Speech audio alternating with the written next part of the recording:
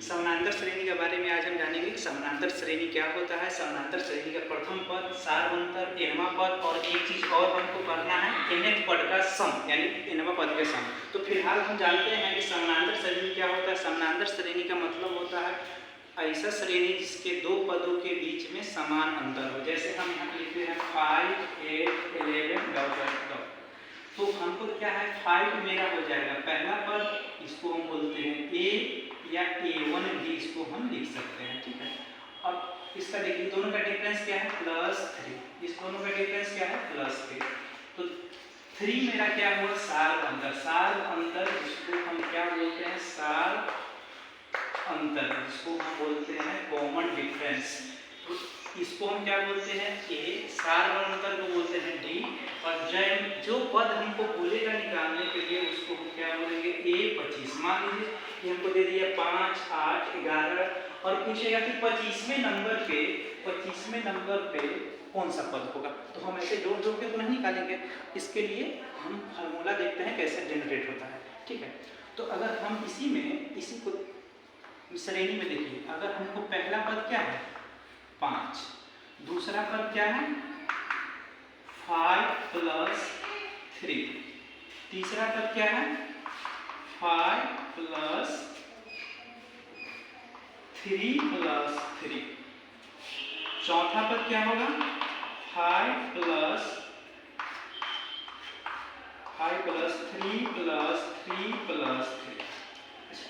इसको हम ऐसे लिख सकते हैं, देखिए तो 5 में कॉमन डिफरेंस 5 में इसको हम ऐसे लिख सकते हैं 5 + 0 × 3, यानी 0 क्या है, अगर पहला पद निकालना है तो हम 0 से मल्टीप्लाई किए, दूसरा पद निकालना है तो इसको हम ऐसे लिख सकते हैं 5 + 1 × 3, 1 × 3 3, इसको ऐसे लिख सकते हैं देखिए 5 + 2 × 3, 2 × 3, 3 3 6, 2 3 जा 6, इसको ऐसे लिख सकते हैं 5 + 3 × 3। हम ये इतना लंबा चौड़ा लिखे हैं, बस एक छोटा सा बात समझना है। देखिए पहला पद निकालना है तो हमको पहले पद से एक कम तो एक से एक कम 0 होगा, उतना से उसके कॉमन डिफरेंस में मल्टीप्लाई करना है। दूसरा पद निकालना है तो 2 से 1 कम, 2 से 1 कम क्या होगा 1 को उसके कॉमन डिफरेंस में मल्टीप्लाई करना है। तीसरा पद निकालना है तो क्या किए, तीसरा से 1 कम क्या होगा 2 का इसका कॉमन डिफरेंस क्या है 3, उसके 3 से मल्टीप्लाई किए। चौथा पद निकालना है तो क्या किए 4 से 1 कम क्या होगा 3 को उसके कॉमन डिफरेंस से मल्टीप्लाई किए, 3 3 × 9। अब देखिए पहला पद मेरा 5 हो गया, दूसरा पद 8 हो जाएगा, तीसरा पद 6 5 11 हो जाएगा, तीसरा पद 9 5 14 हो जाएगा। तो इसी तरह अगर हमसे पूछेगा कि 25वां पद क्या होगा, 25वां पद, तो हम क्या लिखेंगे a25, तो a + 25 में से 1 कम क्या लिखेंगे 25 में से 1 कम, 25 में से 1 कम कैसे 3 में से 1 कम 2, 3 में से 1 माइनस किए 2, 4 में से 1 माइनस किए 3, तो 25 निकालेंगे तो 25 में से 1 माइनस करेंगे और उसके कॉमन डिफरेंस से मल्टीप्लाई कर देंगे। कॉमन डिफरेंस क्या था 3, यानी कहने का मतलब है कि हमको 25वां पद निकालना है तो हो गया a + 25 - 1 × d। और इसी को अगर हम nth टर्म इसको फार्मूला के जैसे अगर हम जनरेट करके लिखेंगे तो हमको लिखेंगे an = a +